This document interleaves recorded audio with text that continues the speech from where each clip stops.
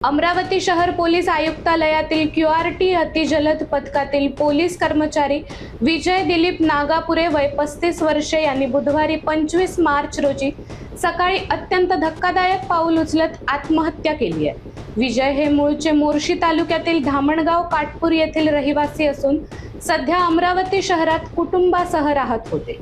ते अविवाहित होते। माहितीनुसार विजय हे मंगळवारी रात्री नाईट ड्युटीवर होते।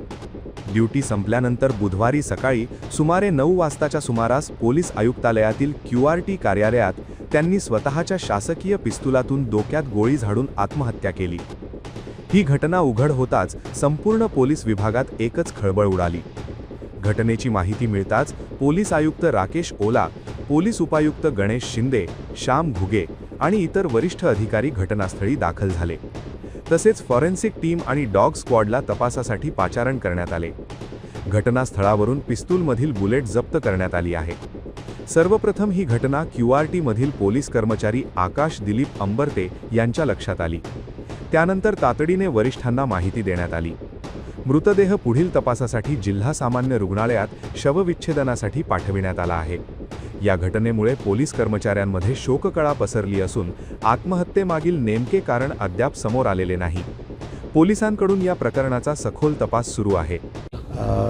आमचा क्यूआरटी पोलीसचा एक जवान विजय दिलीपराव नागापुरे हा आज सकाळी क्यूआरटीच्या त्यांच्या रेस्टिंग रूममध्ये एकटा असताना त्याचा मित्र हा आकाश दिलीपराव अंबरते हा त्या ठिकाणी आला आणि त्यावेळी त्याला त्याचा मृतावस्थेत देह आढळला आणि त्याच्या बाजूला त्याचं वेपन पडलेलं आहे। प्राथमिकदृष्ट्या त्यांनी आत्महत्या केलेली असावी। या कारणांचा शोध म्हणजे काय कारण असेल किंवा काय याबाबतचा पुढील तपास आम्ही करत आहोत। कोणती पिस्टल आहे?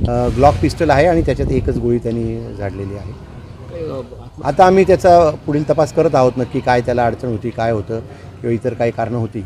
आता हे प्राथमिक जी माहिती आहे त्याच्यावरून पुढील तपास सुरू आहे। त्याचे काय कुठं काही प्रॉब्लेम होता का किंवा आणखीन काही वैयक्तिक कारणास्तव किंवा घरगुती कारणास्तव याबाबत तपास सुरू आहे।